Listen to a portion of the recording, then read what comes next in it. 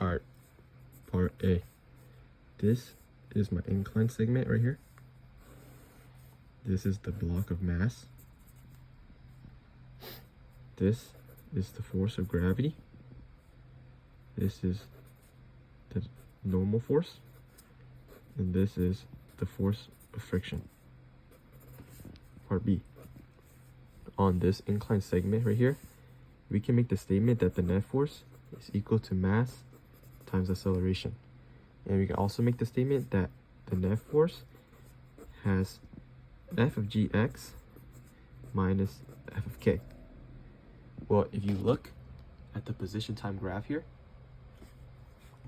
it's increasing at a constant slope. So that means that the velocity is constant. And if the velocity is constant, then the acceleration is 0.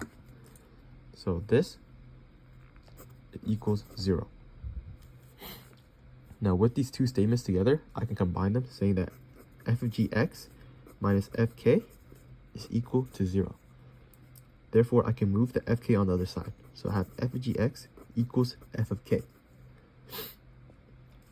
Now f of gx from this incline segment is mg sine theta. And f of k is mu k mg cosine theta. Now, I can cancel out the mg on both sides. And I have sine theta and cosine theta. So if I move the cosine theta over and leave the mu k by itself, I can make the statement that tangent theta is equal to mu k. And mu k is 0.3. So if I want to find the angle of this, I can do arctan of 0.3. Now if I plug this into my calculator, second tan and 0.3, that will give me roughly 16.7. Alright, part C. On the horizontal segment, I can make the statement that the net force is equal to mass times acceleration. But on the horizontal segment, there's no force that's pushing the block, but there is a force that's pushing against the block. So I can say that the net force is equal to f of k. Now with this statement, I can combine it and say that f of k is equal to mass times acceleration. And if I expand upon f of k, I can do that mu k mg is equal to mass times acceleration. With this, I can cancel out the two masses. So I have mu k is equal to, mu k times g is equal to a.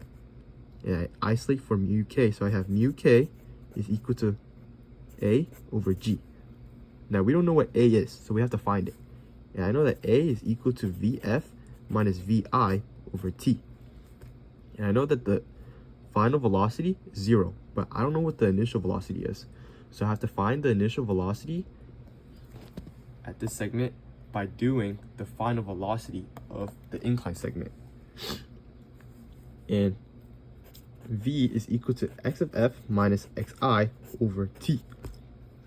So the final position at the incline segment would be 10, and the initial would be 0. And it took 5 seconds to go up to 10. So I have 10 minus 0 over 5. So I have 2 meters per second for the final velocity. So I plug this back in, I have 0 minus 2 over 5 seconds. It took 5 seconds to go here. So I have negative 2 divided by 5. Now give me negative 0.4 meters per second squared.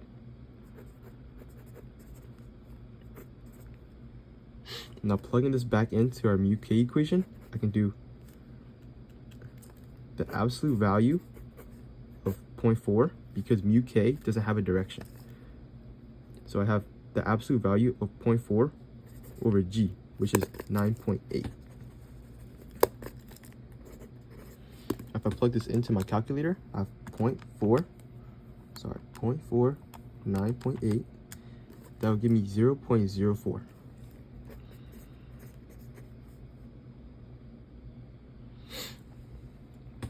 Part D. To calculate the distance, I can use the equation that delta x is equal to vf squared minus vi squared over 2a, because we already know all of these values. So delta x is equal to 0 squared minus 2 squared over 2 times acceleration, which is negative 0.4. If I plug this into my calculator, I have 0 squared minus 2 squared over 2 times negative 0.4. That'll give me 5 meters. So delta x is equal to 5 meters. All right, part E. The average speed equation is total distance over total time. The displacement and the distance is the same because the horizontal segment only travels in one direction. So I can say that the S average is equal to 5 over 5 seconds. And that will give me 1 meter per second. Part F. Now for the horizontal segment, we concluded that our acceleration is negative. So that means that the xt graph has to be concave down. And we know that at t equals 5 seconds, it reached 5 meters. So I'm gonna draw an upside down parabola, just like that, at 5. Now for the AT graph, we already concluded that our acceleration is negative. So I'm just gonna draw a straight line right here, 0.4, arrow. Part G. To get the distance x that the block has traveled when it landed, we need to find the horizontal speed and the time it took for it to fall 10 meters down. However, the distance that we found previously is now divided by 3. So we need to find a new speed and multiply it by the same time to get the new distance. So to get the new speed, I'm going to use the equation that vf squared is equal to vi squared plus 2a delta x. Now I've plugged everything in. So vf squared is equal to our vi, which is 2 plus 2, and then our a is 0.4, and our new displacement now is 5 over 3. And I want to square root everything to find vf by itself.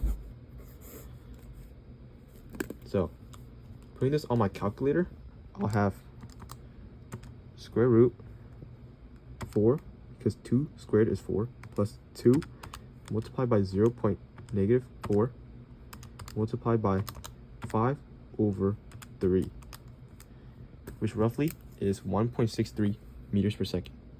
So VF is equal to 1.63 meters per second. Now I need to find the time it took for it to fall down. So to find the time, I'm going to use the equation of delta x equals 1/2 at squared plus vit.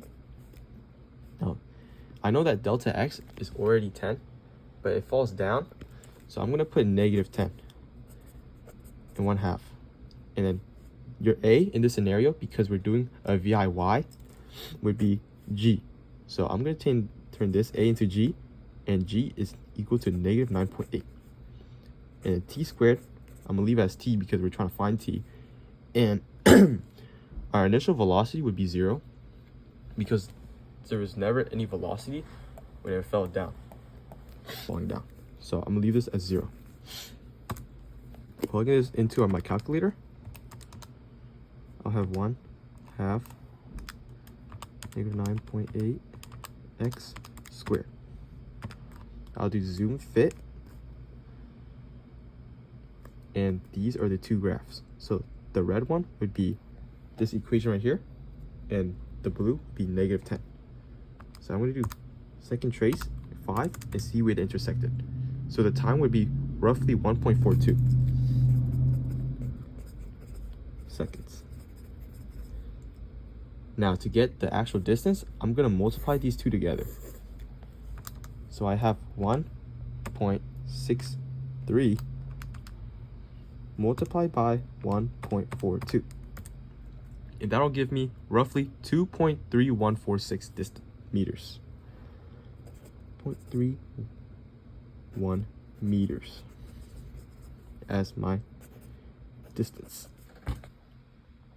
Okay, so for part H, to find the new distance x, we need to get the horizontal speed and the times. But the horizontal speed will remain the same because this distance does not change. But the time will, because the time would change depending on the new height.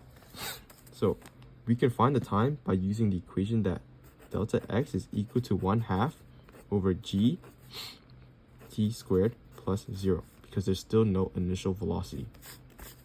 So I'm gonna write h is equal to 1/2 g t squared. And I'm gonna isolate for t squared, or t. So I'm gonna move the 1/2 over, so I have 2h, and I divide by the g, and I square root everything to get the t by itself. And I'm gonna do the same thing for 2h. So I'm gonna multiply this by 2 to get rid of the 1/2. So I have 4h. I'm gonna divide the g over and square root everything to get t. And I'm gonna make this t new because these times are clearly different. Now, to see if it has actually doubled, I'm gonna divide this original t over the new t. So I have rad 4h over g divided by 2h over g. And the h and g will cancel out. And that leaves us with rad 4 over rad 2. Well, you can't have a radical on the bottom. So I'm going to multiply rad 2 on the top and the bottom. And the rad 2 multiplied by rad 2 would just leave us with 2.